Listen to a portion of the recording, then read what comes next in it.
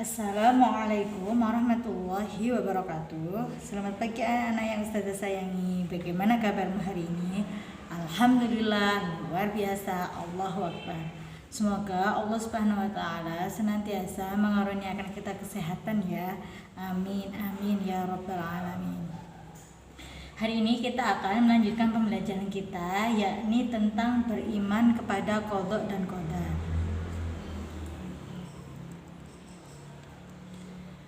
Beriman kepada qada dan qadar termasuk rukun iman yang keenam. Cara kita meyakini adanya qada dan qadar adalah dengan menerima segala yang terjadi dengan lapang dada.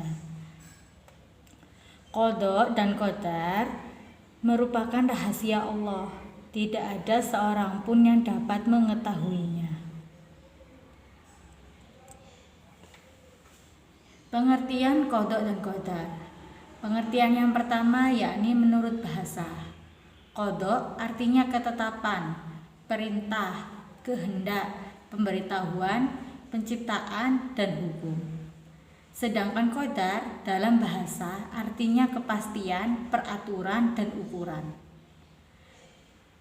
Qada secara istilah diartikan ketentuan Allah yang berkaitan dengan makhluk yang telah ditetapkan sejak zaman azali.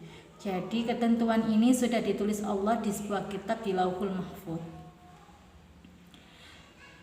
Qadar secara istilah diartikan perwujudan ketetapan Allah terhadap semua makhluk dalam kadar dan bentuk yang sesuai dengan kehendak atau iradahnya Allah.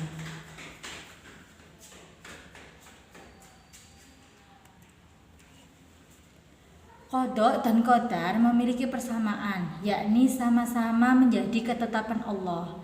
Sedangkan perbedaan yang mencolok antara qada dan qadar, yakni qada segala ketetapan Allah terhadap manusia yang masih dalam tulisan. Seperti yang Ustazah jelaskan tadi, sudah tertulis di Lauhul Mahfuz. Qada belum terjadi dan bisa berubah sebelum menjadi qadar. Sedangkan qadar adalah ketetapan Allah terhadap makhluknya yang sudah terjadi.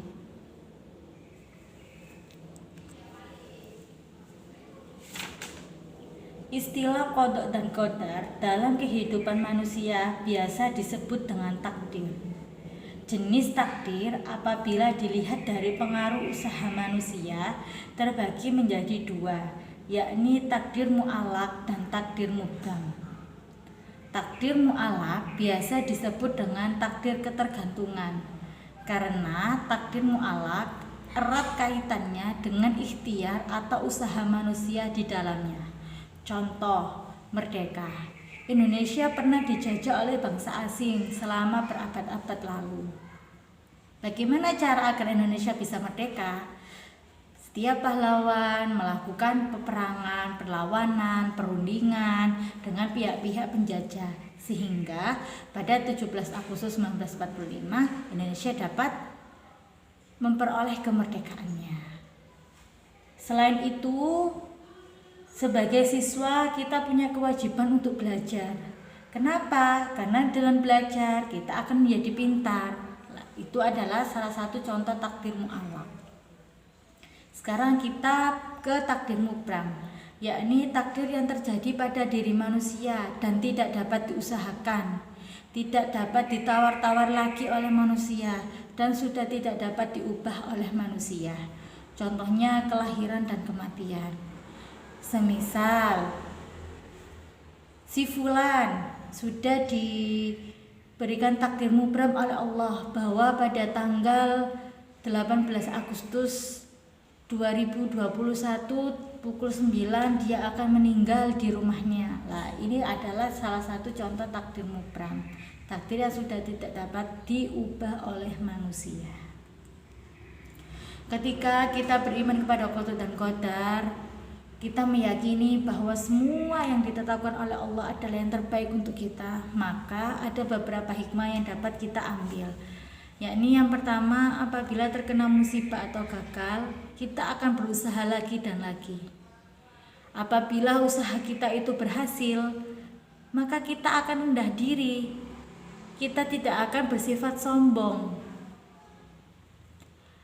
Kita senantiasa optimis dan giat bekerja untuk meraih kebahagiaan dan keberuntungan. Kita sebagai manusia harus bersyukur dan bersabar serta bertawakal.